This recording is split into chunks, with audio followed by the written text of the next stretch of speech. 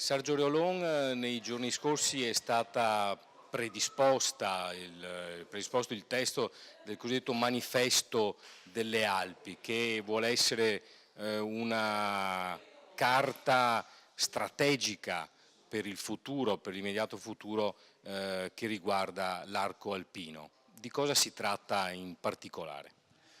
Abbiamo predisposto questo manifesto in accordo fra tutti i gruppi consigliari delle regioni alpine e delle province autonome di Trento e di Bolzano. Quello che noi vogliamo è che il Partito Democratico assuma a livello nazionale la questione delle Alpi come una grande questione nazionale ed europea. Le Alpi, escluso le province di Trento e Bolzano, si stanno spopolando, il territorio viene abbandonato, con conseguenze che saranno gravissime anche per i territori di pianura.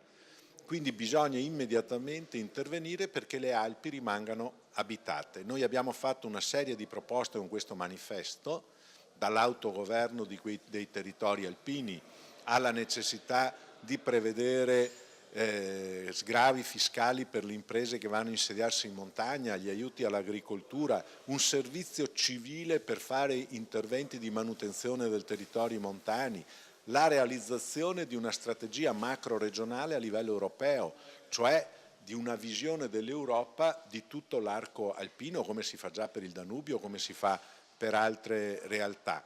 Cioè un manifesto molto concreto di pochi punti ma essenziali per il futuro delle Alpi.